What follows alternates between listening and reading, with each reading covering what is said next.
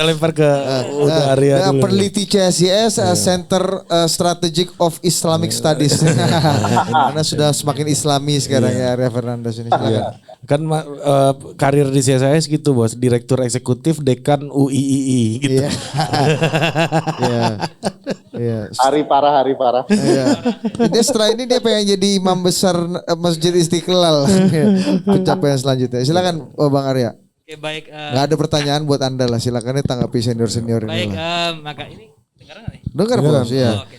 Dari sampai relung-relung hatimu kita dengar ini. Nah ini Semua dengar. Kasih tempel aja, kasih tempel. Topiknya berat nih sebenarnya ini. Saya nggak tahu mulainya dari mana ya. Tapi menurut saya gini, kalau kita lihat tadi data yang ditampilkan, itu kan hari-hari ini terjadi dua tren yang utama gitu. Tren yang pertama itu terjadinya penurunan kepercayaan publik pada lembaga-lembaga publik ya, terutama lembaga-lembaga penegak hukum. Polisi turun yang sebelumnya baik ya, KPK turun bahkan jauh lebih buruk ya dibandingkan yang lainnya. Kejaksaan yang mungkin meningkat ya kalau kita lihat data indikator ya. Nah jadi dan ini tentu tidak baik bagi proses penegakan hukum kita gitu. Karena bagaimanapun salah satu hal penting terutama KPK sejak awal dibentuk KPK sebagai salah satu core pemberantasan korupsi itu kan KPK kuat karena dua hal. Pertama dukungan publik yang tinggi, yang kedua dukungan masyarakat sipil. Nah dua-duanya sekarang hilang di KPK. Dukungan publiknya itu turun terus ya. Kalau kita lihat misalnya di tahun 2015 kebetulan CSIS survei dan ketika itu tingkat kepercayaan pada KPK itu 80,8%. Tinggi banget, masih top 3 waktu itu. Kalau kita lihat di data terakhir indikator politik Agustus 2022 itu sudah anjlok sampai 58,9. Nah jadi kalau trennya justru kalau kita lihat nih saya kutip data indikator ya, September 2020 masih 73. April nih buat 2022 turun 62 ya. Mei 2022 turun 59, Agustus turun 58. Nah, jadi kalau dulu kan salah satu fondasi harga barang inflasi ini kok deflasi KPK kuat ini. itu kan karena dukungan publik. Sekarang dukungannya itu yang hilang ya. Nah, itu yang membuat saya kira membuat KPK memang berat sekali untuk mengembalikan kepercayaan publik itu. Itu yang pertama. Yang kedua dukungan masyarakat sipil. Kalau dulu sejak awal-awal pembentukan KPK sebagai lembaga auxiliary itu kan dukungan NGO, masyarakat sipil, organisasi keagamaan ya, itu kan tinggi betul. Bahkan ketika ada kasus cicak buaya segala macam, revisi undang-undang KPK, sekarang hampir sebagian besar lembaga-lembaga pemantau pemberantasan korupsi itu kan kalau kita lihat kan persepsinya terhadap KPK nggak sebaik dulu gitu. Termasuk dua orang yang Tadi tadi bicara Bang nih kan. Ferry sama Lola kan juga sangat kritis ya pada KPK gitu. Jadi saya kira itu KPK hari ini saya kira kehilangan dua hal penting, dukungan publik dan dukungan masyarakat sipil. Itu yang pertama. Yang kedua yang ingin saya katakan adalah tadi kan survei yang ditayangkan itu soal trust ya. Soal trust, dan kalau saya melihat memang kalau kita mau fair tentu kita harus menetapkan kira-kira indikator apa yang bisa digunakan untuk menilai trust publik pada lembaga penegak hukum. Kalau menurut saya ada 4 hal yang membentuk trust itu ya. Pertama itu menurut saya adalah inovasi. Kita bisa bandingkan misalnya apakah kalau kita fokus pada 4 lembaga ini, KPK, kepolisian, kejaksaan, dan pengadilan, kira-kira mana dari 4 ini yang melakukan inovasi? Nah, KPK, polisi, jaksa, satu lagi? Pengadilan kan? Oh, pengadilan ini. Udah tempel mic-nya dah biar lebih mantap. Nah, kalau kita lihat itu kan coba kita lihat dalam 2 tahun terakhir. Kira-kira KPK sudah melakukan inovasi apa? Mungkin Bang Ferry sama Lola yang bisa jawab ya. Saya nggak tahu. Nah kalau polisi Kalau dulu di tahun 2015 Inovasinya saat Iya. kasus bos. Iya. Itu inovasi. Presisi kan apa dulu sekarang 2015 Ada kepercayaan inovasinya Arya, apa tuh Bang? menghilangkan Harun Masiku. Ini Anda ini provokasi terus dari jarak jauh ini kan. Gue Iya. mute juga lama-lama nih. provokasi dari udara ini ya. 2015 itu kepercayaan pada polisi itu 63%. 2015 itu. Lalu naik 72% di September 2020 ya, survei indikator. Tapi sekarang trennya turun lagi karena ada kasus Sambo ya. Tapi paling tidak, terutama di kepemimpinan Pak Listio itu, paling tidak meskipun ada perbedaan pandangan gitu ya, paling tidak ada inovasinya. Orang bisa lihat inovasinya melalui presisi itu ya. Sehingga kemudian nggak mungkin tiba-tiba dia bisa naik kan dari 63 ke 70-an gitu. Pasti ada sesuatu yang mereka lakukan. Nah, yang kedua menurut saya yang membuat orang trust itu adalah kinerjanya atau pencapaiannya. Nah, kalau kejaksaan mungkin kalau survei terakhir kan dia naik nih ya. Dari 60 ke 63 kan orang bisa lihat bagaimana salah satu pembongkar kasus korupsi besar di yang mana itu? Di Riau ya. Riau banyak ya. Banyak ya kan. Ini ya. Jaksa. Nah. Asabri, ya kan, banyak, macam-macam banyak, tuh. Apalagi itu Jiwasraya. Jiwasraya. Jadi orang akan ukur Minyak pencapaian ya. Kalau tinggal kita lihat misalnya kan kita bisa bikin variabel-variabel untuk mengukur apakah pencapaian satu lembaga misalnya KPK, kepolisian segala macam itu sudah baik atau belum gitu. Nah, yang ketiga menurut saya yang membentuk trust itu adalah image. Image menurut saya penting juga tuh. Nah, hari-hari ini kan orang tadi Mbak Lola sama Bang Ferry kan image-nya pada KPK pesimis sekali. Nah, Enggak Dia nggak mau realistis. ngaku tadi pesimis bos. Realistis. Ya, Anda ini rasional ya. Rasional. Kena serang sama temis Anda nih. Iya. Abis ini. Nah, jadi image yang dibentuk itu yang atau yang dipersepsikan orang pada satu lembaga publik itu juga saya kira mempengaruhi trust publik. Dan yang paling penting yang terakhir ini penegakan etik ya. Kalau kita lihat dalam dua kasus KPK dan kasus kepolisian terakhir itu kan penegakan etik mempengaruhi tingkat kepercayaan. Misalnya polisi yang udah bagus nih naik lagi ya percayaannya tiba-tiba jatuh ya. KPK juga begitu. Dalam kasus itu kan hampir semua kasus-kasus di internal itu kan soal etika ya, etik gitu. Nah, itu poin kedua yang saya katakan. Poin yang ketiga, memang kita harus balik lagi pada prinsip dasar bahwa kekuasaan itu memang harus dibatasi. Ya. Karena memang saya lihat itu ya, bukan saya lihat ya, memang ada tren di banyak tempat. Setiap cabang kekuasaan itu penyakit kekuasaan itu kan ingin maximizing power ya. Orang ingin akumulasi kekuasaan gitu. Makanya fungsi check and balances yang tadi Adi katakan menjadi penting gitu. Dan extension itu juga banyak terjadi. Misalnya kalau kita lihat ya di Morales itu di Bolivia ya. Dulu di Bolivia itu term limitnya itu hanya 4 tahun. Jadi Morales terpilih tahun 2006 ya. Harusnya dia akan berakhir 2010. Tapi 2009 karena dia kuat, dia buatlah referendum. Ya, dibikin referendum. Kemudian di referendum dia menang di atas angka 60%. Hasil referendumnya adalah term limitnya berubah. Jadi dari 4 tahun menjadi 5 tahun dan bisa 2 periode. Ya kan? Nah, artinya karena ada referendum, jabatannya kan dimulai lagi dari awal.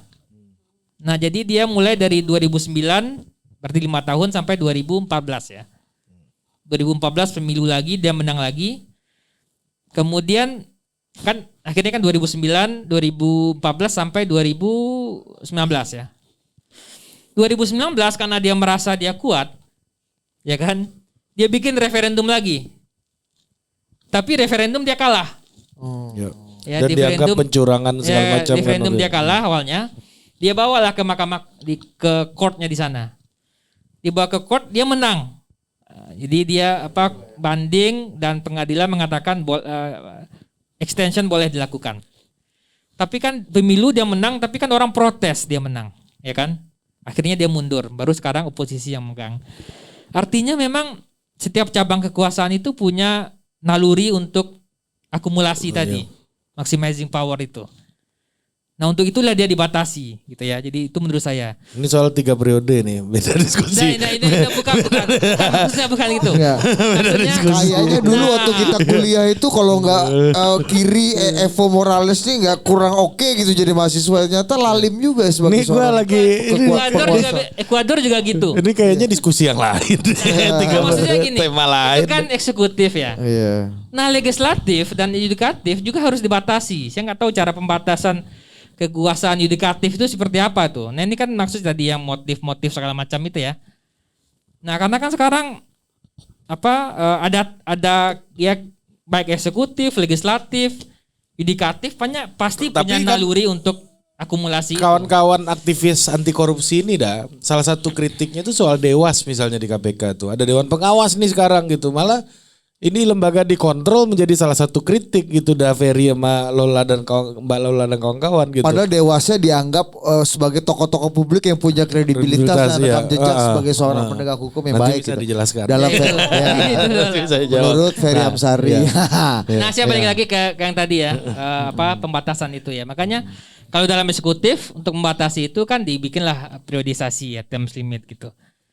Nah makanya karena ada pembatasan itu kayaknya misalnya di undang-undang itu makanya ada joint agreement kan, di undang-undang kita kan ada joint agreement juga bahwa undang-undang itu nggak bisa diinikan kalau nggak disetujui kedua belah pihak. Nah yudikatif itu juga menurut saya saya nggak tahu pembatasnya akan seperti apa tuh supaya mereka nggak mengakumulasikan kekuasaan dengan sampai powerful dan orang nggak bisa kontrol lagi gitu. Itu Lola dan Bang Ferry yang bisa menjelaskan itu. Ya, kita kemana dulu? Lola dulu. Ya silakan. Ya soal inovasi, soal tadi macam-macam. Soal pembatasan ini juga kan. Nanti sebelum kita nanti bicara mengenai politiknya ya. Padahal kan di KPK ada dewas kan sekarang. Itu kan dalam rangka membatasi kekuasaan kan. Tapi kenapa itu menjadi poin kritikal dari teman-teman masyarakat sipil juga? Justru malah dianggap setelah dewasnya dianggap orang-orang baik, kuat dan punya kredibilitas panjang, justru malah sapunya makin kotor kata Daveri tadi. Kata siapa? Daveri. Langsung mati. Ada takutnya juga dia. Ada takutnya hilang muka bos. Anda jangan sosok kepencet dah Fer. Ferry urat takutnya udah nggak ada. Udah putus. Ya tapi dari tadi narasi Daveri ini cocok jadi Menko Polhukam nih ya, gue lihat. Dia bisa ini bos, bisa mencari suaka ke Sumatera Barat bos. Kalau misalnya ada apa-apa. Ya, kayaknya Anda diterima di Timor Leste kalau cari suaka di Daver. Silakan Mbak Lola. Dijawab aja suka-sukanya. Iya, soal pengawasan dan pembatasan terhadap yudikatif dan dalam hal ini KPK, kejaksaan dan juga kepolisian gitu.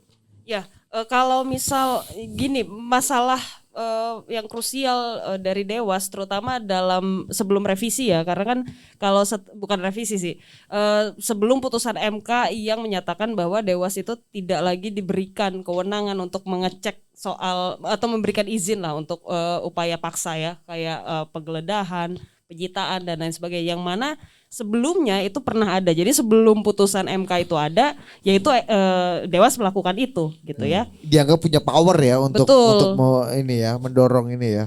Dan itu justru sangat abusive dalam arti begini. Kalau memang abusive mau malah, fair, bukan positif ya? Bukan positif karena kalau mau fair ya harusnya diujikan bukan oleh lembaga yang melakukan atau mengeksekusi powernya itu. Lemparlah itu ke pengadilan gitu. Itu kan konsep yang juga sebetulnya sudah dalam rancangan revisi Kitab Undang-Undang Hukum Acara Pidana itu jadi salah satu opsi. Jadi ada hakim pemeriksa pendahuluan atau hakim komisaris yang bertugas untuk menilai keabsahan upaya paksa penegak hukum. Jadi bisa KPK, Kejaksaan, Kepolisian. Harusnya forum itu yang digunakan juga untuk menjamin imparsialitas dari petugas yang meminta tadi gitu. Jadi bayangkan kalau misalnya Dewas itu diberikan kewenangan seperti itu gitu ya, untuk mengukur atau menilai sesuatu yang harusnya jadi kewenangan organ lain gitu, dalam hal ini yudikatif. Dan di sisi lain kalau bicaranya lebih ke hal teknis, tataran teknis, itu bisa menghambat kerja penegakan hukumnya justru gitu. Karena dalam beberapa kasus itu pernah terjadi ketika dianggap lebih lambat gitu. Artinya dia memperlambat upaya penegakan hukum atau penindakan yang dilakukan oleh KPK. Sehingga eksesnya ya entah barang buktinya kemudian tidak ada ketika penggeledahan, nggak ada yang bisa disita, dan itu kan terjadi beberapa kali. Ada faktor itu, ditambah juga kerentanan informasinya bocor gitu, apalagi itu masih di dalam.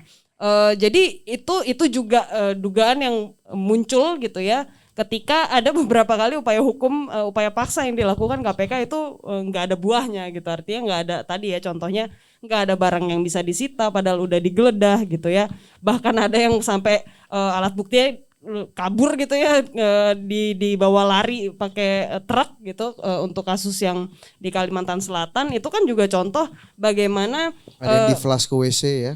Di flash ke WC spesifik ya. Jadi ini kan juga menunjukkan bahwa ada kerentanan tertentu ketika kekuasaan itu atau kuasa itu berputar di lembaga yang sama gitu. Akan jauh lebih produktif kalau memang itu ditempatkan di tempat yang seharusnya. Artinya forum pengujiannya itu diberikan memang kepada yudikatif gitu. Jadi di sisi lain juga bagi kami kewenangannya Dewas itu sebetulnya sudah tercover di beberapa organnya KPK gitu. Kalau misalnya untuk nguji sebetulnya memang nggak butuh, Orang bayi aja Dewas. ada nih Bu Albertina Ho, bos kita puja bos ya kan. Kalah pula sama Lola Esther, nggak ada gunanya katanya kan. Karena memang maksudnya gini, kalau bicara soal penegakan etik pegawai, mereka itu sebetulnya sudah punya pengawasan internal, bagian pengawasan internal. Kalau misalnya di level pimpinan kan bisa ad hoc komisi etik, dan itu sudah pernah dilakukan zamannya Abraham Samad, dan menjaga imparsialitas juga ketika itu dilakukan mayoritas oleh pihak luar gitu. Sedangkan kalau misalnya itu ada di dalam Dewas, ya lihat aja kasusnya Lili kemarin kayak apa. Di sidang pun tidak gitu. Jadi hal-hal seperti itu yang kemudian harusnya bisa dihindari dengan ya udah nggak usah ada Dewas gitu. Tempatkan kewenangan-kewenangan itu memang pada proporsi dan tempatnya gitu. Jadi jangan kemudian mengada-ada seolah-olah ini ingin memitigasi kekosongan, padahal memang yang harus diadres itu ya masalah yang lebih utama gitu. Kalau memang mau ada forum penguji kewenangan aparat penegak hukum, letakkan itu di yudikatif gitu, dan sehingga itu berlaku bukan hanya untuk KPK gitu ya, tapi juga kejaksaan dan kepolisian. Gitu. Jadi tapi artinya nih KPK dengan Dewas ini kayaknya nih ini doang nih yang perlu, kayaknya ada kesan kayak begitu ya. Yang lain kayaknya nggak perlu pengawasan ekstra dari kayak begini gitu. iya, karena memang ya fungsinya udah ada kok. Bukannya undang-undang yang lama itu tidak Semua sudah mengakomodasi. tercover ya dengan Betul. mekanisme judicial. Tapi kan banyak juga yang mengatakan, termasuk Bang Fahri Hamzah misalnya, KPK ini punya jadi super body yang sangat kuat dan ini jadi nggak kekontrol gitu. Jadi ini macam sebuah otoritarianisme diskursif gitu ya. Jadi ini Evo Morales gitu. tapi di sesi yang lain. Iya, di itu yudikatif bahasanya gitu. tadi. Iya. Erdogannya yang lain lah gitu kan. Iya, Putinnya Iya. versi hukum Iya. gitu. Iya. Sebut saja otoriter semua kita. Iya. Iya. Ya enggak, saya sih agak bertanya-tanya juga karena gini, enggak pernah ada bukti yang jelas juga. Artinya bukannya KPK tidak tanpa kontrol kan. Banyak dalam beberapa kasus, kalau tadi kita contohnya ketika KPK menindak aparat kepolisian misalnya, Oke. gak selalu pun dia terima support dari kepala negara gitu ya untuk mendukung kerja yang mereka lakukan. Kalau misalnya dibandingkan dengan Supportnya gimana yang mau diharapkan Mbak misalnya? sesimpel kalau misal Pak zaman Jokowi ngasih address gitu. iya address misalnya untuk kasus ini, kalau misalnya itu menimbulkan pertentangan antar lembaga, ya dia harus address dengan jelas. KPK kasusnya didahulukan, selesaikan kasus dugaan korupsinya dulu, baru kemudian dugaan lain itu bisa. Seperti kepala negara mengadres penyelesaian kasus Duren 3 gitu ya. Selesaikan kayak gitu maksudnya. Kurang lebih seperti itu kan sudah udah menunjukkan cukup. bagaimana standing kepala negara, presiden dalam hal ini dalam fenomena yang sebetulnya memang perlu Oke. dukungan yang kuat gitu, atau ya standing yang jelas dari negara itu sendiri yang representasinya dari presiden. Jadi menurutku sih dalam hal KPK seolah-olah super body ya mungkin memang kalau kita baca secara sekilas undang-undangnya ada ada dugaan ke arah sana gitu. Tapi ketika kita lihat bagaimana kemudian implementasi dari kewenangan dan kekuasaan KPK, ya sebenarnya nggak se-eksesif itu juga gitu. Kalau misalnya kita mau berangkat ke lebih yang terstruktur, misal soal kewenangan penyadapan, oke lah. Kalau misalnya memang perlu diatur, atur, tapi bukan hanya KPK.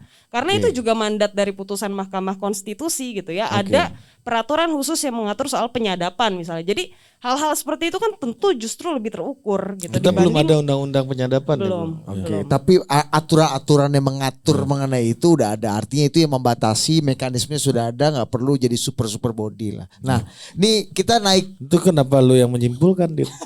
Gue mau menyimpulkan sama kayak Ferry menyimpulkan ini urusan politik bos katanya dia kan. Nah ini menarik nih dah. Ini sesuai judul kita aja. Coba judul kita bacakan. Ini lama-lama kalau banyak yang lu simpulkan lu dikasih honor nanti depan sama uang transport tangan nanti. Gue bawa Anda mau nyimpulkan ya kan udah di sesi terakhir nih kan. Coba kita baca dulu. Lupa judul ini dah. Nih judul nih. Naik turun lembaga penegak hukum jelang 2024. Nah ini penting karena jelang 2024 tahun politik dengan tadi hipotesa yang diungkapkan dengan loud and clear oleh Ferry Amsari, sang penegak hukum dan Menko Polhukam versi Budi Adiputro, ya kan? Versi Budi Adiputro boleh dong kita punya favoritism kalau gue jadi presiden, ya kan? Dan itu tidak mungkin. Ya tidak mungkin dalam waktu 2024. Lupa gue mau nanya apa. Nah nih dengan ada variabel konteks 2024 jelang 2024. Tadi politik hukum politik dan politisasi hukum. Gimana kita mengelola isu ini melihat penegak hukum bermain dan berlayar di antara karang-karang seperti ini. Apalagi ada beberapa nama tokoh-tokoh yang disurvei itu suka disebut-sebut ada sangkutan ya. Sangkutan hukum di masa lalu gitu Stabilo, kan. kalau di zaman dulu tuh kalau bahasa Arya Fernandes ada Stabilo nih bos. Iya kan? Ada belum bersih lingkungan lah gitu. Iya. Coba ada Ferdi gimana nih kita ini. Gua mau nyebut aja misalnya Pak Anies mau udah berita hari Rabu Formula E akan ditanya. Misalnya Pak Ganjar juga ada isu IKTP dulu yang gitu masa misalnya. lalu ya. Ya, dan siapa lagi ya Pak Prabowo ada nggak ya? Kita kok kompak ya. Apa yang membuat kita bersatu tadi itu? Kalau barang-barang ini Ferry Amsari aja.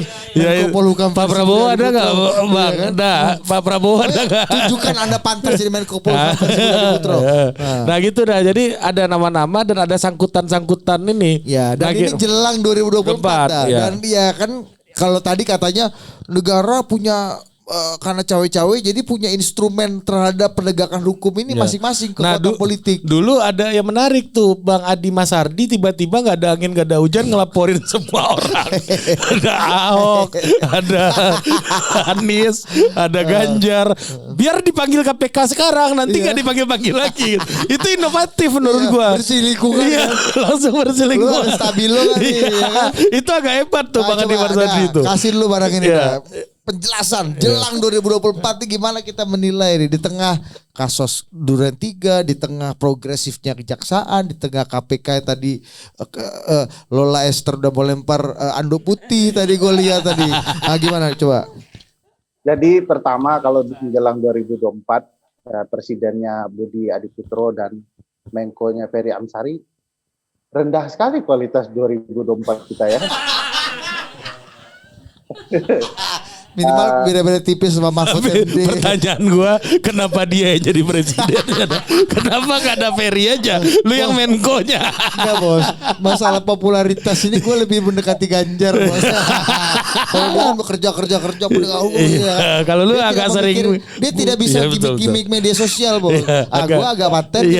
Lu agak kurang, beliau agak kurang di gimmick ya memang ya. Banyak dikerja. Kalau gue banyak di gimmick kurang dikerja gue. Ini politis katanya. Gitu kan. Nah, silakan dah, ajar dah. Itu pede jadi calon presiden karena dia yakin tampang yang ada di dia itu dijual gitu ya. Tik dewanya bagus juga, di survei kan begitu ya nilai. Nah, ini kemana cerita soal tampang Budi? Tapi gini, politik yang kemudian berkaitan dengan proses penegakan hukum itu tidak hanya terjadi di Indonesia, di banyak negara juga terjadi. Hillary misalnya dengan kasus blackmailnya ya, kasus emailnya dan segala macamnya, ada Donald Trump dan segala macamnya, termasuk tentu saja di Indonesia ya. Dan banyak kajian yang bisa menjelaskan keterkaitan itu. Salah satunya kajian Pusat Studi Konstitusi soal partai politik ya, yang bicara relasi antara partai, pemilu dan proses banyak proses gitu.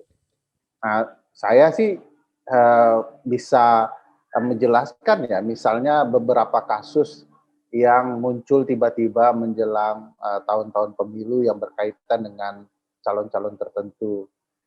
Kalau cuman kasus itu katakanlah ya mengawang-awang ya, tidak ada proses penyidikannya atau tahapan yang lebih ekstrim sampai ke pengadilan, kita sudah tahu bahwa ini hanya untuk menggoreng apakah itu berkaitan dengan negosiasi politik dan hal yang lainnya. Nah, di titik inilah aparat penegak hukum sebenarnya dianggap kerdil oleh para politisi ya, karena mereka hanya bisa dimanfaatkan untuk kepentingan-kepentingan tertentu. Sementara di mata publik terlihat hukum itu betul-betul tumpul ke bawah dan tajam ke bawah dan tumpul ke atas. Nah, ini problematika yang selalu kita bicarakan berulang di tiap pemilu. Dan ini bukan pendapat Ferry Amsari, kita bisa lihat di tulisan teman-teman ICW dan CSIS ya, soal-soal yang seperti ini yang bisa mengerti ada korelasi hukum dan politik. Prof. Mahfud di dalam bukunya soal politik hukum juga bicara seperti itu. Bang Todung Mulya Lubis di dalam bukunya yang bicara politik hukum juga ada menjelaskan korelasi politik dan hukum. Nah, ini peristiwa berulang yang betul-betul harus kita sadari, tidak boleh ya aparat penegak hukum menggunakan kewenangannya untuk kemudian menyandera proses demokrasi.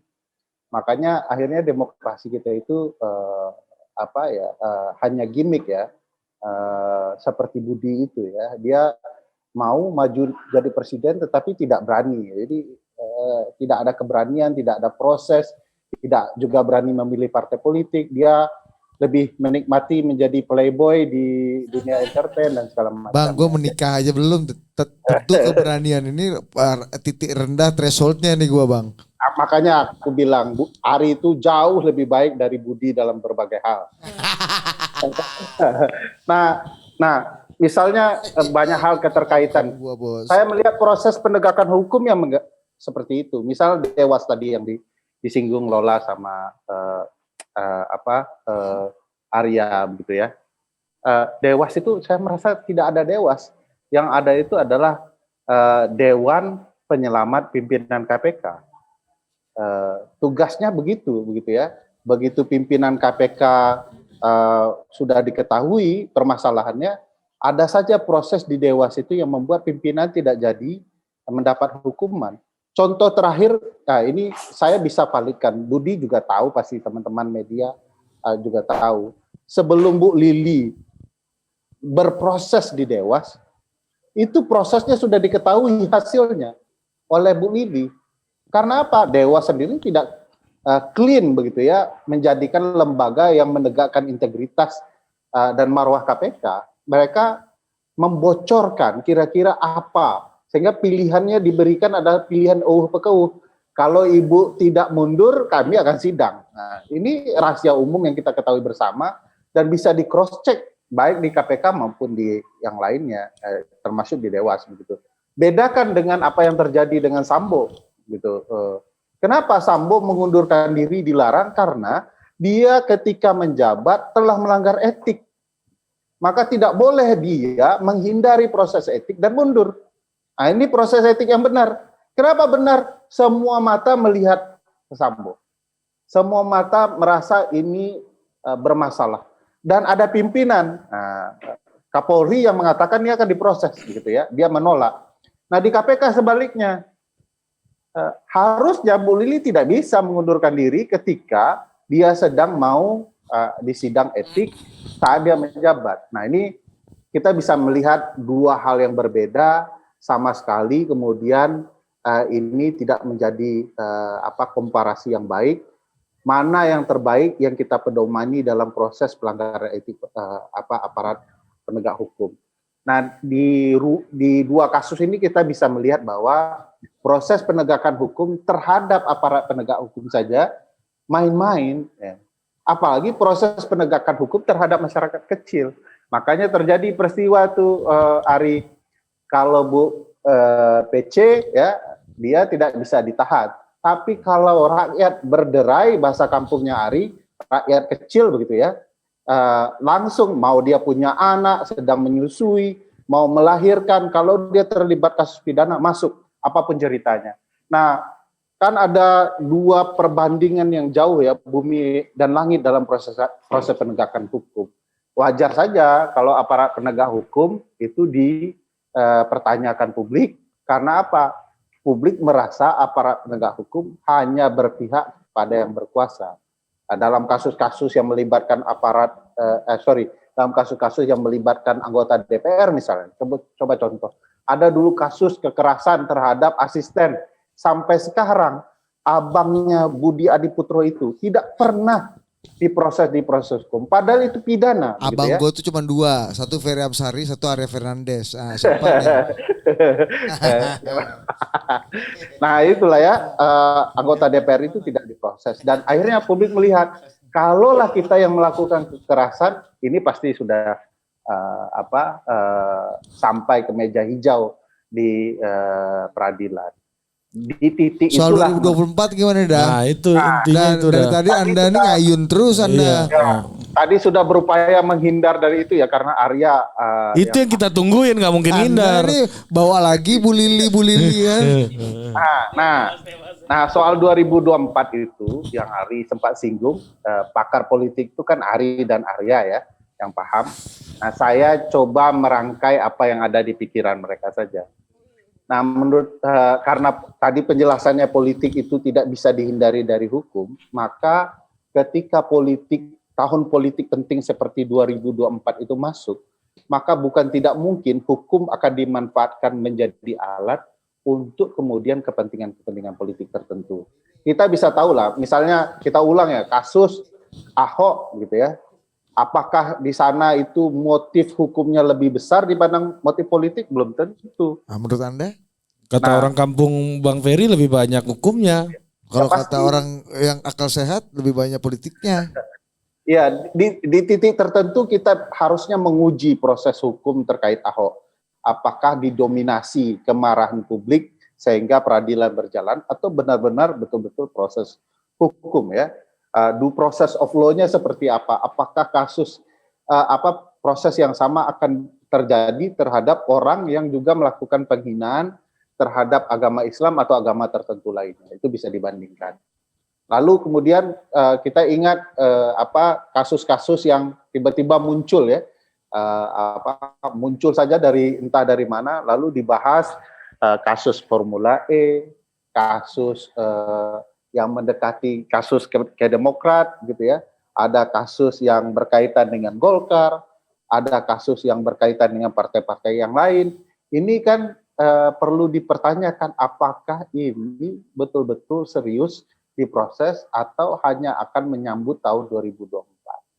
Catatan yang penting sebenarnya dari kasus-kasus ini, sejauh mana ya kita bisa menilai sebuah proses penegakan hukum itu murni bicara penegakan hukum atau betul-betul bicara politik.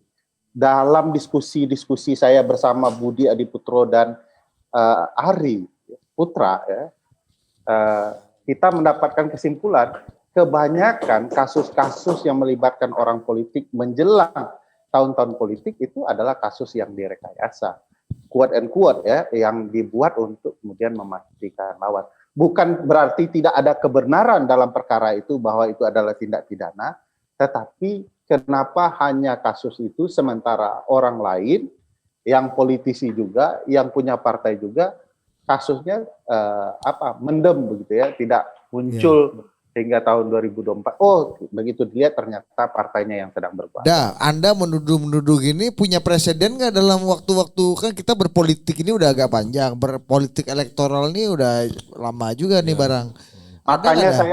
Makanya saya menyarankan ke teman-teman CSIS semenjak masanya Arya Fernandes ini kan sudah terlalu asik dengan survei-survei. Dulu mereka itu hobi betul penelitiannya, presisi bagus. Arya saya sempat presisi udah punya Polri dah, nggak bisa udah diambil. Saya mohon membaca penelitian CSIS Tempo dulu.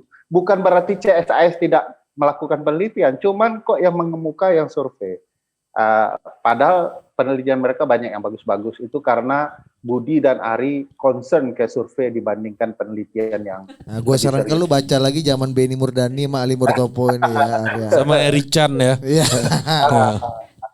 Nah, menurutku kita bisa lihat faktanya di putusan-putusan pengadilan, ya, di studi-studi yang dilakukan teman-teman ICW ya, beberapa penelitian mini mereka menjelaskan memang beberapa kasus juga tidak terselesaikan dengan baik.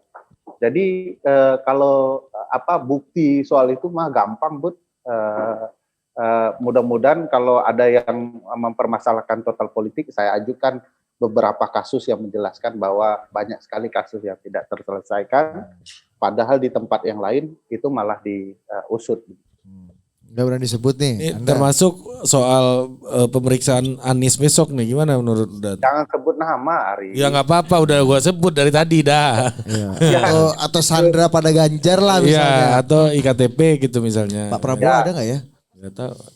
Ya kita tahu lah IKTP itu dulu kan ICW juga mendorong untuk pengusutan secara tuntas, tapi tidak pernah tuntas. Okay. Dan kita tahu ada keterlibatan Ganjar di beberapa penjelasan. Sebagian besar anggota DPR itu sudah ambil uangnya lalu dikembalikan. Saya tidak tahu Pak Ganjar yang di mananya, apakah tidak menerima atau ikut mengembalikan. Ada juga yang menerima tapi mengembalikan setengah, juga macam-macam ya. Nah, tapi kita ketahui bahwa kasus ini ada. Nah, problematikanya apakah itu murni betul-betul penegakan hukum atau malah untuk kepentingan politik semata. Siap. Ini pertanyaan lagi. Mbak Lola lagi. Itu untuk Mbak Lola itu pertanyaan tuh berarti itu. Memang dia lempar bola liar aja ke Anda nih Mbak Lola. Murni hukum apa ini politik semata katanya. Coba. Dari yang pengungkapan yang dia kasih ini, dia nggak mau sebut nama tadi kan. Dia sebenarnya tahu jawabannya, tetapi yang paling tepat dijawab itu total politik. Dia lagi buka penelitian Hari Chan Silalahi tahun 67 nih. Anda nyuruh nih kan. Lagi buka dia. Ya, silakan Mbak Lola. Yang melibatkan political person ya, besok misalnya Pak Anies, nanti Pak Ganjar juga ada IKTP. Siapa lagi sih 10 besar tuh, siapa lagi sih bro? Ya ada yang disebut-sebut RK misalnya. Ya. Nanti kalau ada yang jadi, bisa jadi kardus durian begitu ya. Itu juga itu tuh. Anda berani sebut. Ya. Kardus duriannya berani, sebut orangnya kan tidak berani. Kan yang berani itu Budi. Ternyata Anda nih cocoknya kalau gitu jangan. Kemarin ada yang berani juga sini Bang, namanya Yeni Wahid. Kata Yeni Wahid nggak ada sekarang di PKB itu Gus Durian, yang ada Dus Durian gitu ya. Di sini. Ini puter. Dia kan enak, bos, penjual pasukan, kalau kita kan enggak. Bansernya banyak bos ya. Ferry Amsari kan dijaga sama Allah Subhanahu wa taala aja bos ya kan. Itu Malola. Ya memang aku sih tadi sepakat ya dengan apa yang disampaikan Bang Ferry, bahwa kalaupun memang ada motif yang kita duga bukan berkaitan dengan penegakan hukum atau ada lebih kental nuansa politiknya, kan tidak pernah ada forum untuk mengujikan itu gitu. Dan satu-satunya forum yang memang tepat adalah ya proses hukumnya itu sendiri gitu. Jadi tentu kita akan selalu diperhadapkan dengan pertanyaan seperti itu selama belum ada lagi-lagi forum yang kredibel, yang memang punya kewenangan untuk mengujikan motivasi itu. Kasus-kasus yang selama ini tercium bau amis itu lebih banyak pembuktiannya apa lebih banyak ngambangnya gitu Mbak? Kayaknya cenderung lebih yang kedua ya, soal lebih banyak ngambangnya, karena Ya kan gini, kalau misalnya memang itu kasus udah lama, kenapa selalu diungkitnya menuju elektoral gitu ya, pelaksanaan pemilu atau misalnya pilkada, yang ya tentu orang akan terus bertanya gitu, kenapa kok munculnya cuma ketika momen-momen tertentu, padahal aparat penegak hukum punya lebih banyak lagi waktu untuk mengungkap itu sebelum gitu ya. Kalau misalnya sekarang di 2024 kan paling nggak dari 2020, karena misalnya KTP elektronik gitu, itu kan kasus sudah dari kapan gitu, udah lama sebenarnya. Tapi kemudian muncul terus kalau misalnya contohnya Ganjar gitu ya, di gadang-gadang akan running sebagai calon misalnya.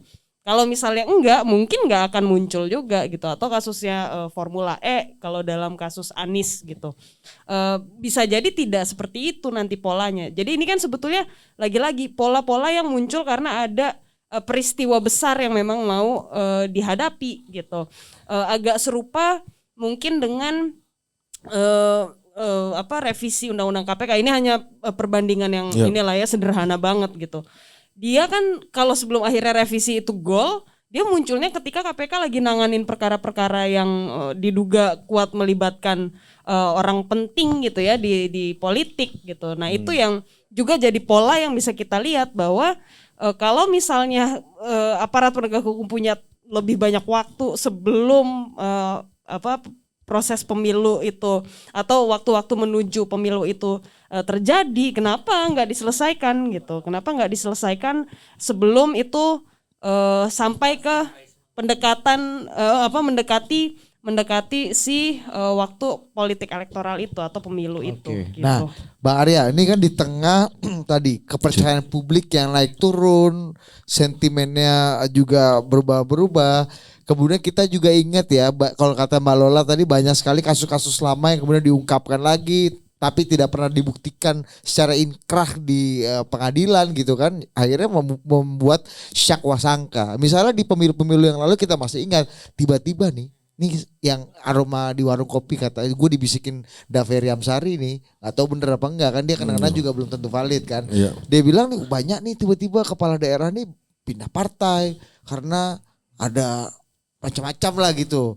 Ada stick and carrot. Kalau politik kan ada stick and carrot. Ada gula-gula ataupun ada sticknya gitu. Nah ini gimana Anda nih? Ya, jadi kira-kira apakah kasus-kasus hukum ini berdampak terhadap dukungan politik, gitulah kira-kira gampangnya dari ya.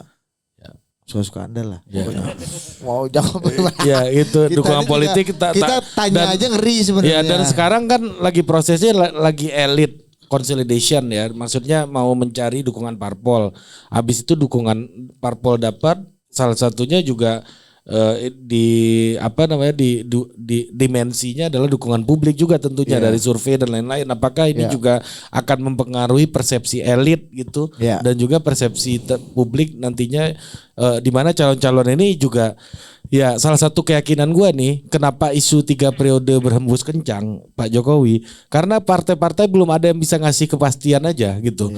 Nah ini juga akan membuat partai-partai akan makin ragu dalam memberikan kepastian terhadap calon-calon yang disurvei itu memiliki elektabilitas yang bagus gitu. Jadi secara politik belum stabilo hijau, secara hukum juga belum bersih lingkungan kan Ferry Amsari. Gimana coba?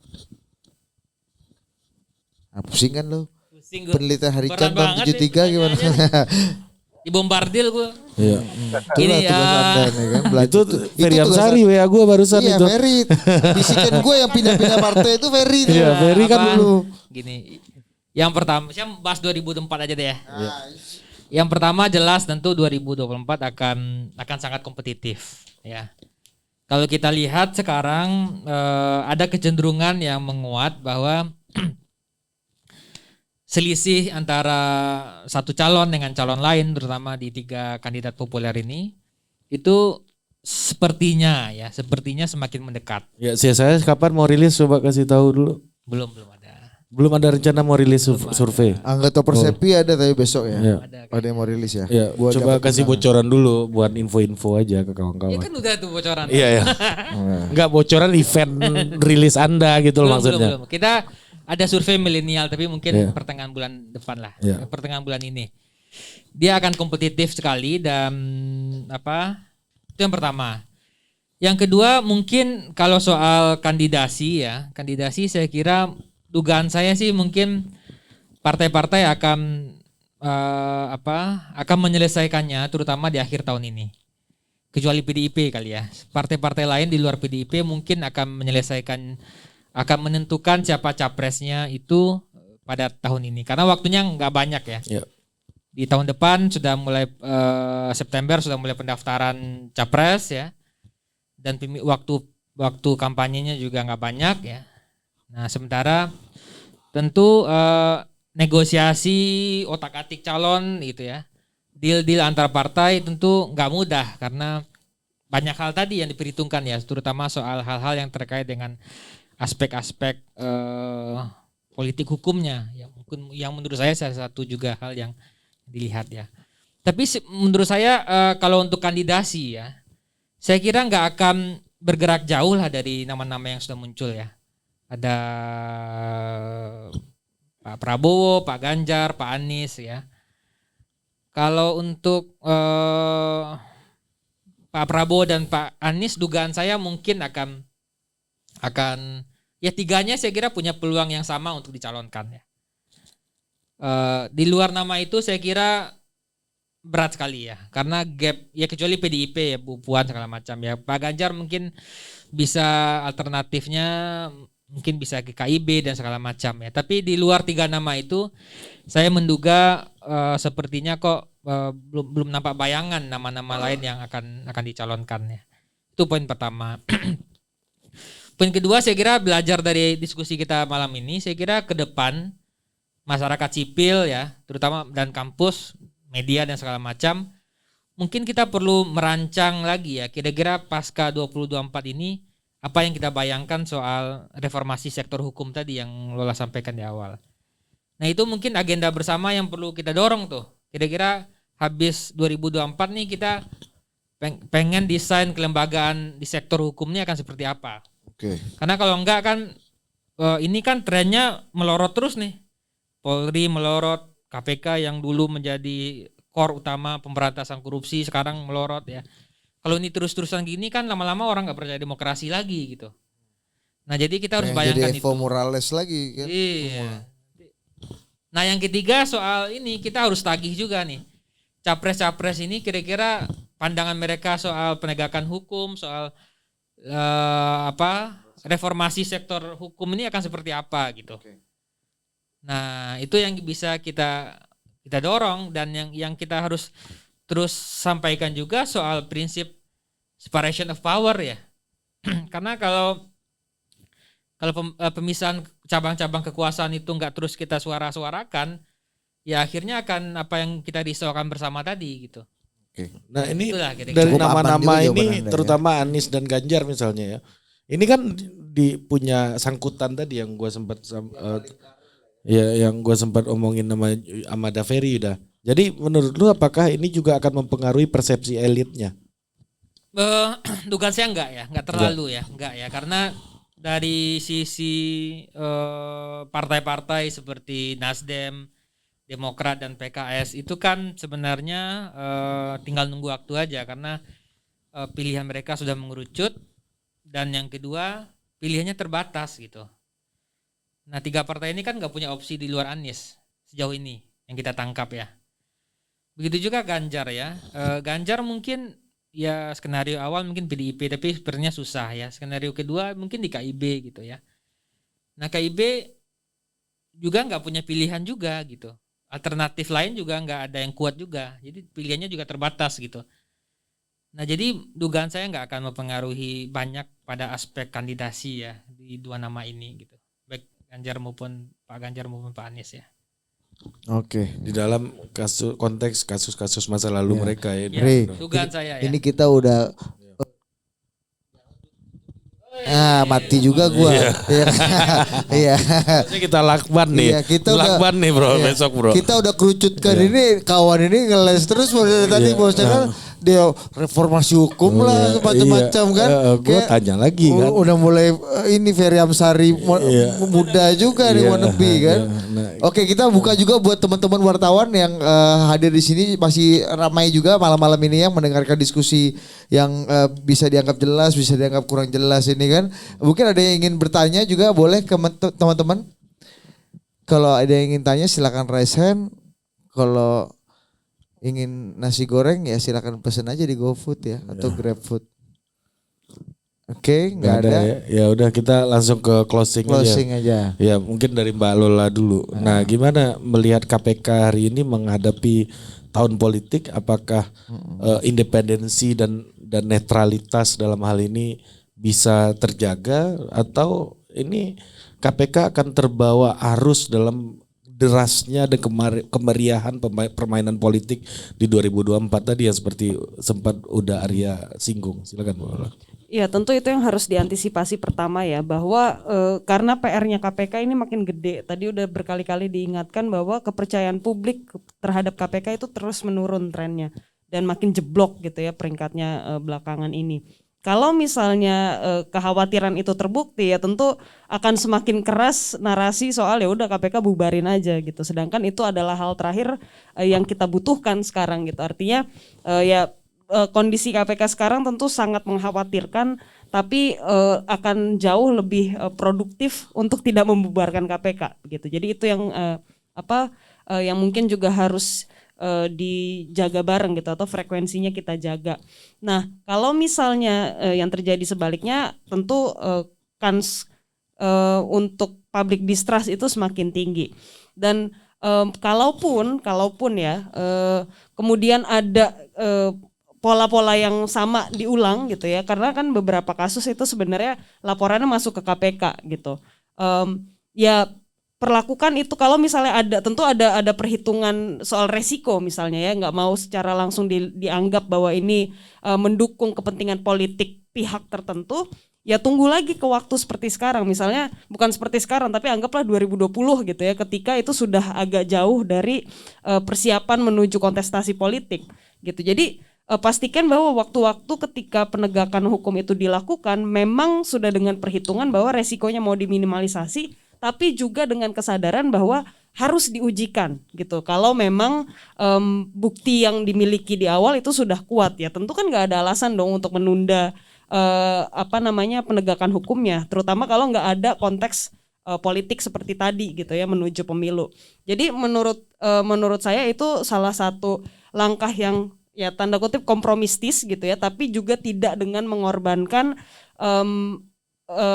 tanggung jawab KPK kalau memang misalnya ada bukti yang cukup untuk menindaklanjuti dugaan tersebut. Kan yang kita takutkan kan dipanggil ngambang-ngambang terus ini itu. Makanya dulu kalau nggak salah Bang Arya sempat ada agreement gitu ya, kesepakatan bersama political agreement gitu bahwa di masa-masa kampanye setelah kandidasi itu penegak hukum juga jangan bertindak terlalu jauh gitu ya, dengan maksudnya kasusnya ditindaklanjuti kalau memang nggak urgent banget atau nggak OTT gitu ya setelah pemilihan aja gitu. Nah ini gimana nih, berkelindan di tengah tadi Mbak Esther dan Daveri ini udah skeptis, pesimistis, kalau perlu lempar handuk putih. Rasional. Kalau gue lihatnya semua dewasa salah, ya Firly salah, undang-undang pun salah, presiden nggak tegas, mampus kita semua ini bareng nih kan, di tengah ya kan kebrutalan tadi itu, gimana cara penegak hukum yang udah salah semua ini? Gitu emang kalau udah pernah umroh sama presiden. Memang iya kan, gue wartawan kepresidenan. Gue nih wartawan kepresidenan. Dia berusaha menjatuhkan gue dengan ketika emang gue wartawan kepresidenan. Betul. Ini kan bagian dari branding lu kan. Iya. Bahkan gue pernah ke White House sama Presiden Jokowi. Iya betul. Silakan. Ini ya menurut saya gini, kan kita 2024 ini memasuki ini baru terus ya, 2014 bilang era baru, 2000 ya paling enggak era baru lah ya, era baru karena kita punya segmen pemilih muda yang banyak ya. Demografi kita berubah ya, kemudian kita akses kepada digitalnya juga meningkat dibandingkan sebelumnya. Dan juga tantangan kita, kenapa kita tantangan 2024 juga berat juga ya. Karena climate change ya. Bencana gitu ya. Belum lagi Ukraina segala macam. Mana-mana lagi. Krisis Evo pangan. Morales mencalonkan Krisis diri pangan lagi. ya. Krisis energi gitu ya. Nah, jadi menyongsong 2024 ini tentu kita berharap agar pemilunya baik prosesnya, baik kandidasinya itu berlangsung secara fair gitu. Karena tahapan pemilu udah mulai kan? Tahapan pemilu udah mulai Iya. gitu ya. Fair dalam arti kata ya memastikan fairness itu ada dalam semua proses. Sehingga kita 2024 bisa menemukan pemimpin yang kira-kira cocok dengan zamannya ketika itu, di mana tantangan kita beda dengan 2014 misalnya ya. Perlu nggak ada agreement kayak waktu itu pernah gitu? Ya, kalau mau tangkep sekalian Tangkap gitu. sekalian Jangan atau OTT gitu, diambang-ambang jangan gitu. lu ambang-ambang Iya. mencret ini kan. Iya. Nggak tahu saya. Sorry Mbak Lola, maaf ya Mbak Lola. Iya. Ini karena udah pesimistis kita udah hancur Republik ini mendengar tadi semua. Nggak tahu saya apakah perlu Rusak ada nih bos. agreement itu. Coba. Bang Ferry, saya nggak tahu jawaban soal itu.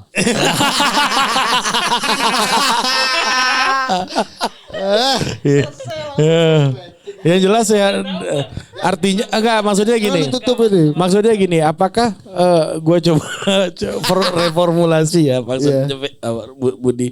Nah, ya paraphrasing gitu, Bu. Ya jadi ini kan tahapan pemilu udah masuk. Apakah kalau tahapan pemilu udah dimulai, kandidat-kandidat perlu mendapatkan sedikit kelonggaran gitu? Garansi. Gimana menurut Arya? Saya nggak tahu soal itu. Ya, tentu ya oke. Iya. Ya, lu jangan lu paksa, Bos. Kutip ini, Bos. Ya kan? Iya, banyak. Ngeri dia. Ini Pak Yus Wanandi sama Richard nonton ini, Bos. Nanti gue yakin di luar itu yang dia bahas pertama tuh. Ya kan harusnya begini. Iya lah, harusnya kita sama-sama win-win aja udah ya. Penegak hukum tahan diri dulu ya kan. Kandidat juga tahan diri. Yang merasa punya dosa-dosa banyak banget udahlah sadar diri juga kalian ya kan. Janganlah kalian maju gitu kan. Ingat ya kan. Udah Ferry aja deh sebagai Ya, penutup. dah, Ferry. tutup dulu warang ini. Ya. Kasih hikmah dan kebijaksanaan dulu dah. Ya. Nah. Menko Polhukam versi Budi Adiputro. Iya. Jadi Ari itu adalah versi benarnya Budi. Makanya dia membenarkan seluruh omongan Budi yang penuh hasutan tadi itu ya.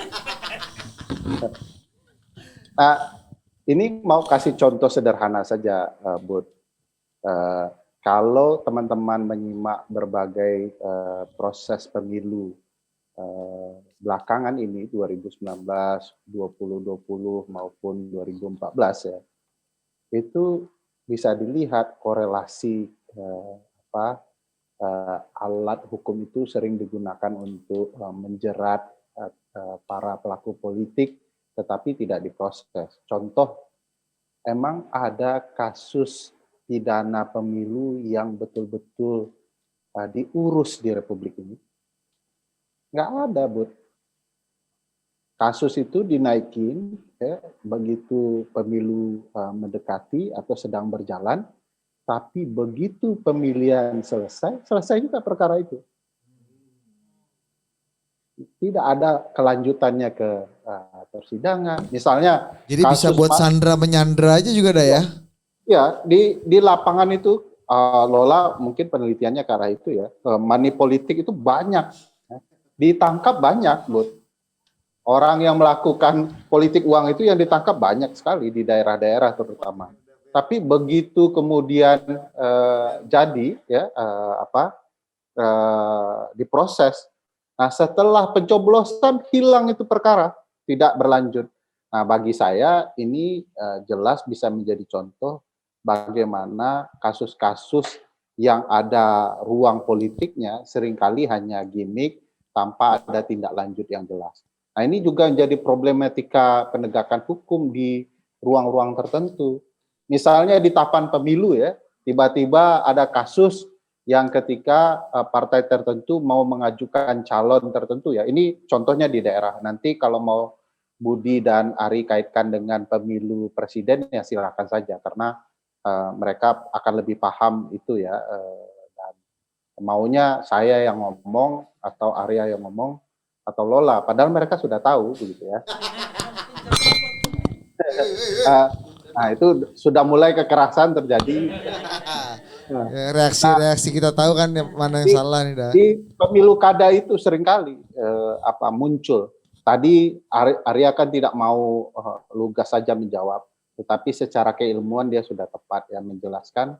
Ada tuh banyak kasus ya di daerah-daerah kalau jaksa agungnya dari partai A, nanti kasus kepala daerah itu dinaikkan, kalau dia sudah pindah partai hilang kasusnya. Itu banyak contohnya. Nah, hanya saya tidak mau eksplisit karena saya anggap Budi dan Ari sudah tahu. Apalagi publik saya yakin mengetahui di daerah mereka masing-masing ada berbagai peristiwa soal itu. Maka jadi tren lah ya setelah 2019 jabatan jaksa agung itu diperebutkan partai-partai tertentu untuk memindahkan status kepartaian kepala daerah yang bermasalah. Jadi intinya hukum bukan untuk menyelesaikan perkara, tetapi untuk menghadapi peristiwa politik penting. Nah kasus itu banyak sekali di berbagai daerah, termasuk di kampung halamannya Ari Putra. Nah dia bisa menjelaskan sendiri tuh di mana kampung halamannya yang terjadi peristiwa itu. Jadi ini bukan asumsi Ferry Amsari, Mas Budi, ini fakta hukum. Nah, cuman kan di tengah demokrasi yang kian menurun, menyebutkan fakta hukum itu bisa jadi masalah hukum tersendiri. Sementara Lola belum disumpah menjadi advokat, saya siapa yang bela begitu. Sekian, terima kasih. Jangan asumsi dong, total politik dong. Apalagi narasi. Politik ini harus Kita total. udah Tidak bisa pakai capek-capek asumsi atau ngundang narasi. Iya. Kita ngundang doi tetap disebut medianya pange, Bos. Iya. Emang kadang-kadang nih Ade juga diinjak sama dia kan. Salah saya. Total politik. Kalau dalam sepak bola, Ari, apa yang dilakukan aparat penegak hukum dalam ruang-ruang politik inilah yang disebut strategi total politik itu. Nah, Kalau total football bos. Ya udah. Ya Oke total dah. politik ini sebentar lagi namanya jadi total politiking ini. Oke, terima kasih Daveri. Intinya seperti kata Daveri kita udah punya asumsi dan hipotesa. Jangan pakai lagi. cari kalimat lain, Bud. Iya. Udah punya kesimpulan. Dengan narasi yang dibangun Beda lagi. ya, tapi kita harus punya kompas dalam menentukan arah. Dan tetap CNN Indonesia. susah tuh nyarinya tuh. Dan setiap detik harus mengamati. Ya. Tapi jangan sampai kita liputan. Iya. Nah, Oke, kita ayo. tutup. Terima kasih. Terima kasih. Daveri, terima Terima kasih kasih, teman-teman. teman-teman. Terima kasih Bang Arya, terima kasih teman-teman media yang sudah hadir. Terima kasih Anda semua. Jadi lembaga penegak hukum, ingat tadi warning dari Mbak Lola dan juga pesimistis dari Daveri tadi. Habis ini lu ambil uang transport ya dia. Udah kayak narsum lu gua lihat. Udah sampai jumpa lagi. Ya.